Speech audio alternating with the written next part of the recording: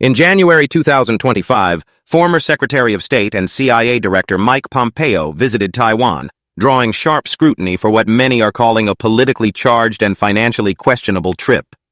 His visit is the latest example of former U.S. officials navigating global hotspots for personal gain, highlighting the ongoing influence of the military-industrial complex and financial interests, particularly amid shifting U.S. global influence. Upon his return to the U.S., Pompeo faced an unexpected development. Donald Trump reportedly revoked his security detail. This move may signal more than a personal rebuke. It also underscores a growing disconnect between Pompeo's Asia-Pacific outreach and the Trump administration's current foreign policy, which is focused primarily on the Middle East and Eastern Europe. A high-cost political spectacle.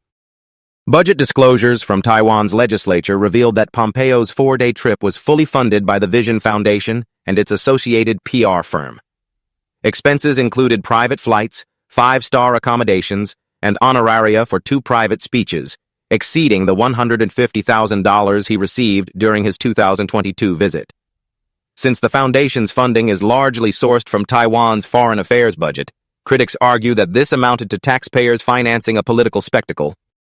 Professor Xie Minghui of National Sun Yat-sen University likened it to buying a political reality show with public money. Pompeo's speeches were filled with familiar rhetoric about U.S. security commitments to Taiwan, but he notably dodged questions about direct military support in the event of conflict, raising doubts about the substantive value of his presence. Pompeo's ties to Taiwan have proven financially rewarding.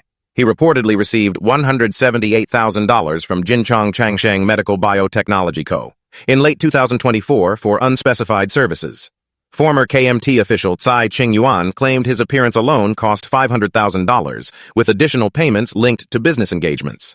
His visit also coincided with a noticeable boost in defense stocks. Taiwan's market rose 4.2%, while shares in U.S. defense contractor Raytheon, with whom Pompeo is associated, gained 1.8%. Analysts have drawn parallels between this and Pompeo's role with Cerberus Capital Management, a private equity firm that saw its valuation soar after acquiring Ukrainian agricultural firms during the Russia-Ukraine conflict. The Taiwan visit, critics argue, is another case study in crisis capitalism, where geopolitical instability translates into financial opportunity for well-connected elites. The geopolitical revolving door. Though Pompeo claimed his views reflected bipartisan consensus, the White House declined to comment, and several senior Republicans indicated they were not briefed in advance. Unlike his high-profile 2022 trip, this visit received minimal coverage in major U.S. media outlets, possibly due to its misalignment with the Trump administration's current diplomatic priorities. Since returning to office in January 2025, President Trump has concentrated on resolving the Russia-Ukraine war, naming H.R. McMaster as special envoy and preparing for a high-level summit with Vladimir Putin. In this context, Taiwan has taken a back seat on the administration's foreign policy agenda. Patriotism or profiteering? Although Pompeo's calls for a stronger Indo-Pacific posture may not align with Trump's current focus, both share an opportunistic approach to foreign policy. The Trump administration has institutionalized its America First strategy through tariffs and export controls, while Pompeo appears to be monetizing his past political stature directly through private engagements. When former officials become private power brokers. Pompeo's visit underscores a troubling trend in U.S. politics. Former officials operating as independent geopolitical actors. No longer constrained by official roles, they leverage their past influence to stir tensions and secure personal gain, without being accountable for the consequences.